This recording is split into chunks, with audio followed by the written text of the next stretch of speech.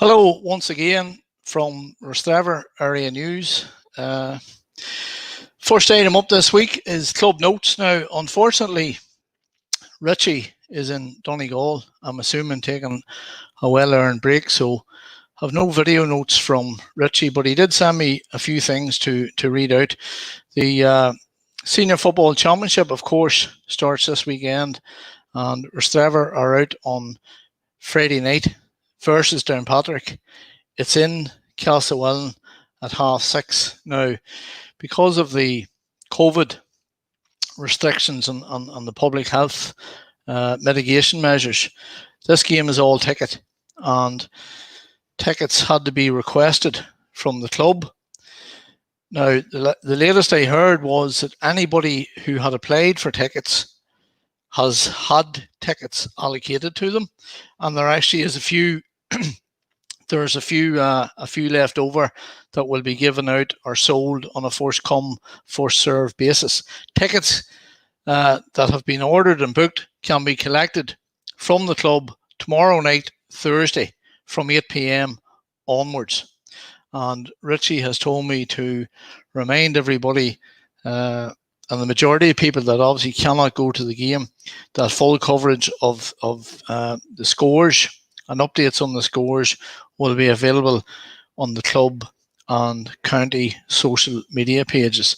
And just one other thing that he has asked me to point out, Petta Park, which is the home pitch for Sembronas, will be a no smoking zone as of this week. So signs will be erected in due course, and the club are very grateful for the cooperation of everybody in that regard. So short and sweet on the club notes this week. Now, the second story.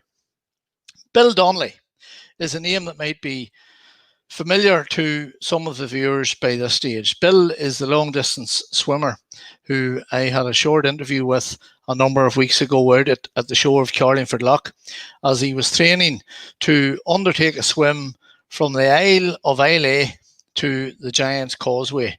And they undertook and completed that wonderful achievement last Saturday in 16 hours and 57 minutes. An absolutely treacherous piece of open water where the Atlantic Ocean meets the Irish Sea. And I had a good chat with Bill earlier in the week after he came out from about 48 hours sleep. But it's an incredible achievement, along with Newryman John McElroy, who was part of that team. So I was laughing with Bill because the previous week they broke the world record for going from the Gobbins up around the Larne area of Antrim to Port Patrick in Scotland, and they were brought in at the last minute. So I was laughing to Bill, and I was saying that you wait all your life for these type of monumental events, and there's two coming in 1 week. So congratulations to Bill. No mean feat, and you should be very, very proud of your achievements. And I know your family and all your friends are very proud of what yourself and John and your colleagues have done last weekend.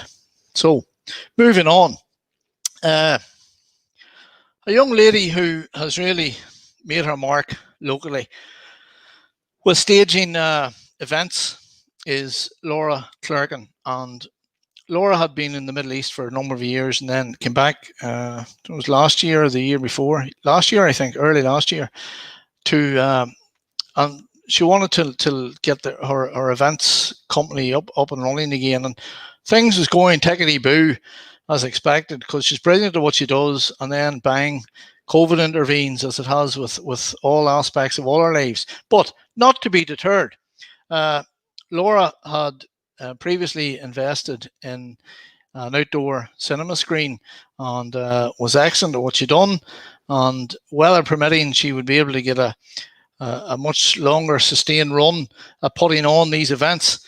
However, you're always at the mercy of the weather in this country, and it doesn't matter what month it is. But like I say, not to be deterred, Laura is staging the big screen movie events in a field up outside between Rostrevor and Hilltown up in Kilbrony. Massive big open area space, And last Friday night, she had a show on last Friday night, and it continues this weekend on the 15th. It's a Saturday night, and The Conjuring is on this week. And then in the following week, we have Bridesmaids and The Lion King. That's 2 in that weekend. And then in the last weekend in August, we have The Greatest Showman and Walk the Line. Now, anybody that has ever dealt with Laura knows that nothing is left to chance. Everything she does is a 5-star event. Her reputation precedes anything she does, and no matter what show she puts on, she puts 110% effort into it. So I would say to people that if you want a couple of good nights of different entertainment between now and our younger people going back to school, or just a good old night out to try and get back to some sense of normality, you could do a lot worse than take in one of the movie nights in the mountains. So could I direct people to ALC Events Facebook page for all the details? It is ticket only.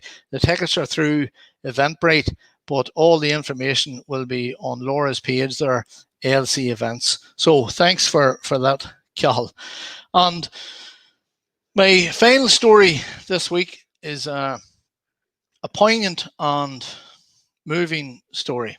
It relates to a little superstar and a little angel called Leo McGivern Tinley. And Leo is the beloved grandson of my cousin Denise. And unfortunately, Leo developed an incurable disease when he was 2 years of age and passed away. The disease, was called metachromatic leukodystrophy, or MLD for short. It is a very, very rare disease, and poor Leo, aged 5, passed away on October the 27th last year in the loving embrace of his mother, Ciara. Now, it's been a traumatic time for everybody ever since that. And then last Monday, Leo's only sister, Tia, was making her confirmation. And that's Tia there, the beautiful Tia in her lovely yellow dress. And Tia's family and all came up from Waterford.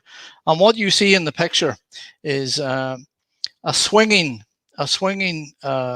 chair that the family got made and donated to the nurses, and it's the children's nurse team who were based over in Donnelly House.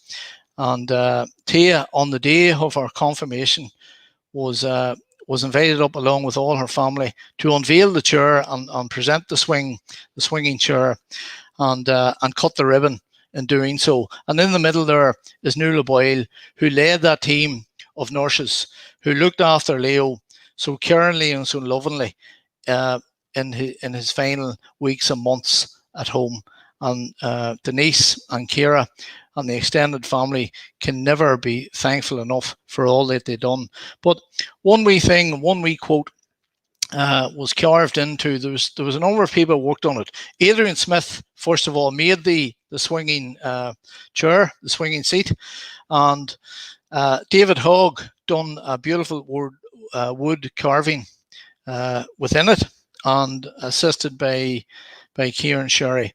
And you can't really see it there, but it says up above on the canopy piece, there's a quote has been carved into the wood, and it says, "Those we have held in our arms for a little while, we hold in our hearts forever." And Denise and Ciara and the family wanted to donate that bench and put it in the garden of Drummellian House, where those children's team nurses are based. And it would allow those nurses to come out and get a rest and a bit of respite from the incredible work that they themselves do.